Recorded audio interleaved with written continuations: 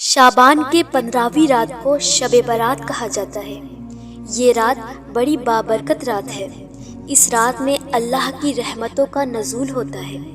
اس رات اللہ سے جو دعائیں مانگنی ہو مانگنی چاہیے، کیونکہ اس رات دعائیں قبول ہوتی ہیں۔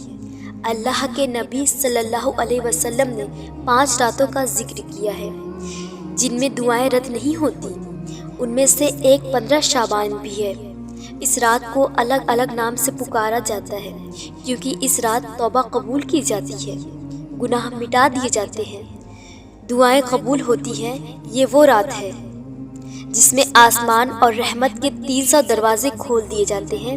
اس رات بکری کے بال سے بھی زیادہ لوگوں کی مغفرت کر دی جاتی ہے۔ اس رات لوگوں کے اعمال آسمان کی جانب بلند کیے جاتے ہیں۔ اسی رات مرنے والوں کے اور پیدا ہونے والوں کی تعداد اور انسان کی ہر چیز لکھ دی جاتی ہے اور نیا اعمال نامہ شروع کیا جاتا ہے۔ اسی رات رزق تقسیم کیے جاتے ہیں۔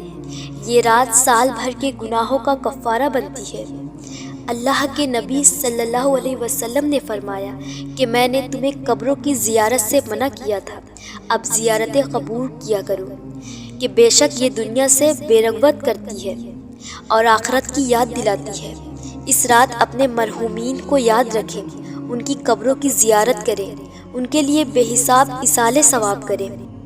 اس رات عبادت کچھ یوں کریں کہ ایک حصے میں حضور صلی اللہ علیہ وسلم پر بے تحاشا درود پاک بھیجیں، استغفار کی کثرت کیجیے، پھر جو قضا نمازیں ہوئی ہیں انہیں ادا کریں۔ سجدہ کی حالت ایسی ہو کہ آنکھوں میں آنسو ہوں، ندامت کے ساتھ سجدہ کیجیے، پھر اللہ سے اپنی دین اور دنیا کی دعائیں اور بھلائیاں مانگیں۔ شب برات میں عبادت کرنا مستحب ہے، کوئی بدعت نہیں ہے۔ اس رات اچھے لباس پہنیں، خوشبو لگائیں، سرما لگائیں، قبرستان جائیں، مسجد جائیں، عورتیں گھروں میں رہیں اور عبادت کریں۔